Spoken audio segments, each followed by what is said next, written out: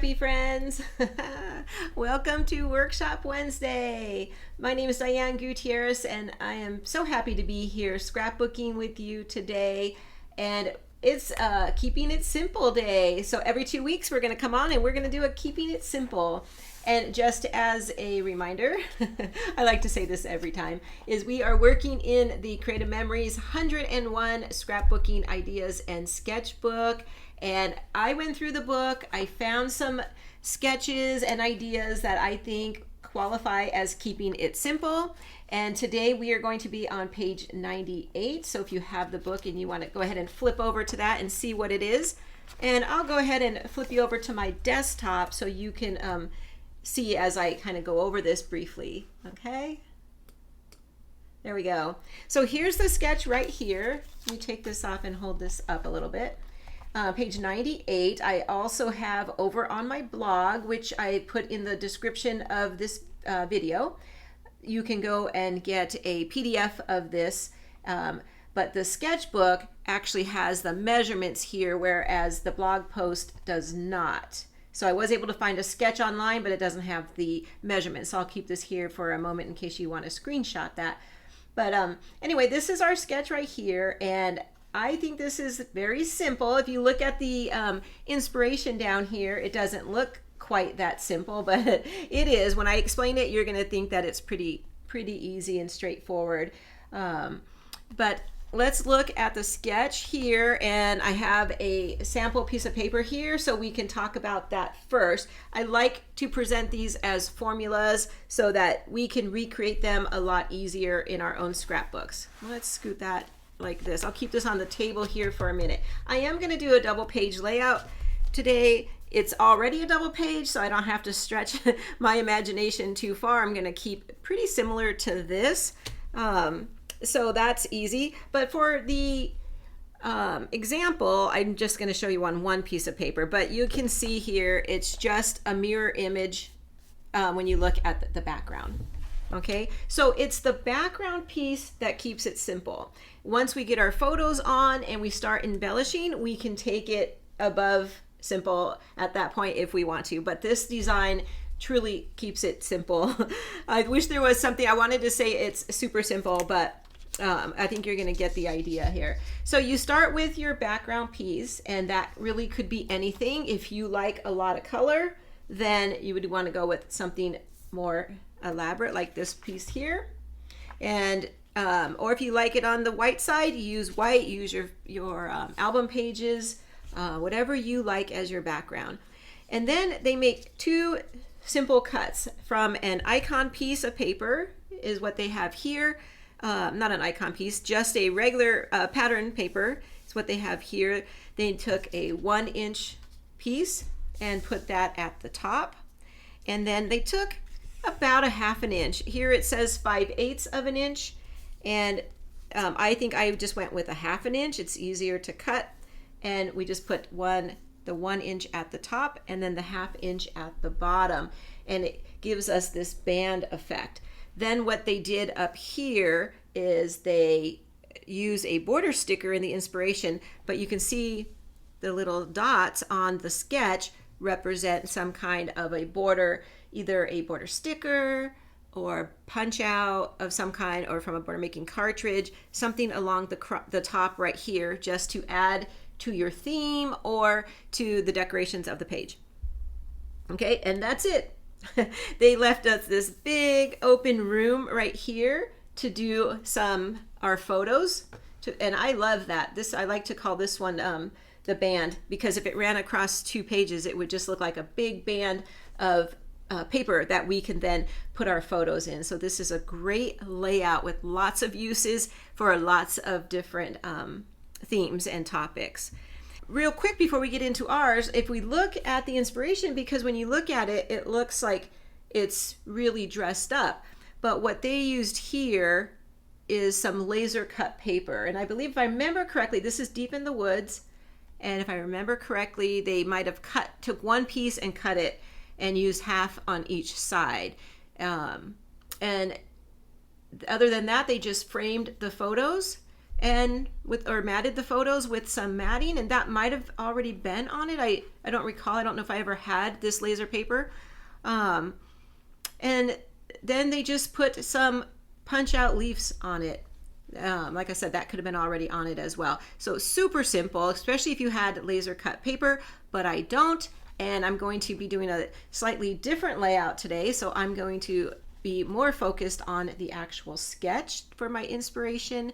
You'll see here on the sketch where they have the tree, they just represented it with a lot of different embellishment clusters. So that's where you can go above being simple. So you have to be careful with this one. It might not be as simple once you get into your embellishments. Okay, so I have an idea for that. I'm kind of going to go off of what they already have given me the ideas for, and then I have a small backup plan if it doesn't look like what I'm thinking it's gonna look like. So and I'll go ahead and mention that too when we get to that point, so in case you don't have the punches I'm going to use. Okay, let's put this away. So my icon paper is going to be this pumpkin, and it's going to be one strip at the top and the one strip at the bottom. Okay, and then I brought in some other papers to bring in for decorating and punching out and all that. And I have some cardstock over here. So let's get our trimmer. I'm going to trim 1-inch piece for the left-hand side and one for the right-hand side. And then they use the same piece from the top and the bottom like I did. But I think what I'm going to try is I'm going to flip mine over. Not sure I wanted those little pieces of pumpkins exposed, although it looks kind of cute. It has just the bottoms of the pumpkins. But my idea was to turn it upside down. We always have the back side of our papers. I think that's nice. So it just kind of gives us like a topper to start our layout and then somewhere to end. So I do like how they did that in the sketch. For my strip right here, that's where I'm going to bring in this blue paper. My pictures today, I'm documenting taking my daughter to the pumpkin patch. This is back in 1996. There's a lot of orange in these photos, browns and stuff, but I wanted to kind of accent the blue that we have in this paper pack. So I'm going to push this aside and bring in a border making cartridge instead of a border sticker. So I'm going to be using a pyramid keyhole. I haven't used this one in a while, and I thought that would be kind of fun. The reason I went with this one is in some of, let's see, I might have trimmed these really small, so now we can't see, but there were banners flying in the background, so I thought, oh, it kind of looks like a banner. So I'm going to do 2 of these and one for each side.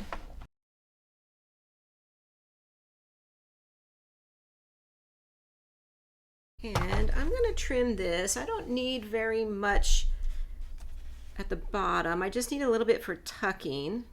So I think 1 inch will be pretty good. And my idea is to take it and slide it right up underneath our 1-inch strip.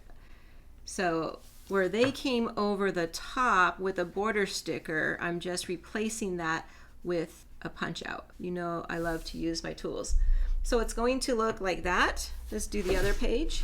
Do want to bring in one more thing to put across the top. It's a great place. I normally would use washi tape or something to just cover up that little bit of a seam, but today I want to bring in some brown shimmer paper. I think this works just as well as washi tape, and I'm going to do 1/4 inch strip for each side and then lay it right across. And we're going to put this right across there, kind of. Oh, I must have cut from that must not be a 12-inch piece. Okay, let's try that again. It just looked like a full 12-inch to me. So I'm going to put it like this and come back in with just a little snip, and it'll look, just to show you what it's going to look like. All the way across there and on the other side as well. So that's what it's going to look like. That's how I'm going to get the same effect that they did with a border sticker. I just created a punch and then a little bit of a topper like that. Let's bring in my photos, and I can show you where I'm going to place them. So I like the sketch. It had the 3 coming down, they were kind of staggered, and then it had one right here vertically and then a journaling area. Well, I didn't have any vertical photos for this particular event, and I didn't have as many as they had, so I had to kind of change that up a little bit. I'm gonna do something like this. I think I'm gonna have to come up. These are 3.5 inches. So I kind of want, this one is my focal photo, so I kind of want that one in the middle. This one is way off colors. She's in a bounce house and the colors did not support the pumpkin patch, red and blue. I'm like, so I want to kind of, that one kind of at the bottom and tucked under here if need be. So it's going to be staggered like this. In fact, this one might even come in. And that's how I'm going to get the same look like they had in the sketch. I'll show you real quick. See, they kind of have them going like that. And then a vertical photo here. Since I didn't have a vertical photo, I thought great opportunity to use one of the wonderful mat cards. And so I found this one, Pumpkins, Leaves, and Crisp Air Please. And I thought super cute. I love it. And it has that blue that I wanted to bring in as well. So I love that. So that's going to be in place of the photo that was here in the sketch. And I don't have to do any trimming to them. I'm going to leave it the way it is, and I'll be bringing in a journaling box for down here. Now on this side, they did have they had 2 photos here. I believe these were 5 by 3.5. I've already trimmed them to save us a little bit of time, and so I'm going to have those worked out perfectly fine. And then over here there was another vertical photo, and I didn't have any, so I kind of took 2 and I'm going to kind of treat it like a vertical and stack them on top of each other. So when I make a mat for those, I'll make one big mat, so it kind of still gives the feeling of being a vertical photo.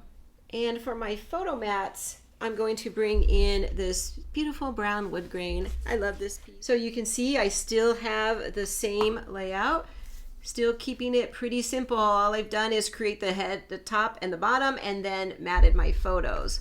And a journaling box, which I already have cut down. This is just a blue one from the mat pack, is going to go right down there at the underneath title. So what is my plan for embellishing? I liked how they had the leaves when they showed the sketch. It's kind of one thing that drew me to this sketch, the leaves that they had coming out around all those photos. So I thought, well, I could always do some fall leaves. I mean, this is fall for us. Us here in California, going to the pumpkin patch is what we do as a fall activity. Oh, you know what? I did bring some blue vellum in. I was thinking possibly of using it to back this photo. Yeah, let's do that. I'm gonna add a little pop of blue on this side. There we go. It's just a little tiny pop, not much, but I think that worked out great. Okay, so my idea for the leaves coming out was I want to bring in this punch. I had this punch for a while. I believe this was a promotional item. It's called Unbelievable, and I hardly use this punch, so I wanted to try and use this. This is the part where I'm like, well, I think this is gonna work. So my idea is to do a few rows in different colors. So I'm gonna bring back in the brown shimmer that I used at the top and some other fall colors. I'm bringing in some of the dual tone cardstocks. I figured it gives me a little more options. Some of them are a little too bright for fall, but the other sides were perfect. So I'll probably punch out a row in maybe each of these colors and then kind of sprinkle them around the page. I also have some more of the vellum in the fall colors too, which I like a lot. In fact, I might take the green one and punch it in the vellum instead. And this red is very similar to the orange. So maybe I'll hold off on that one. So maybe I'll just do some vellum green. So it's gonna take me a bit to punch these out. And if you don't have this punch, I also thought of this punch here, which is called Spring Leaf. So if you have this one, I think this would be kind of cute too. But let's see what we have here.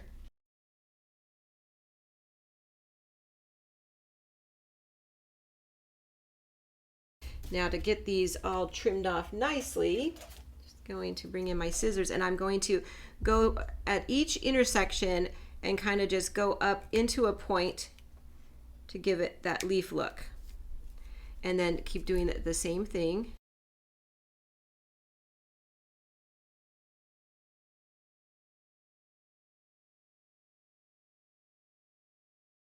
What they had leaves because it was a tree, and I'm kind of thinking something like this, to come out the side like they did and tuck them probably about halfway under or so and pull them out like that.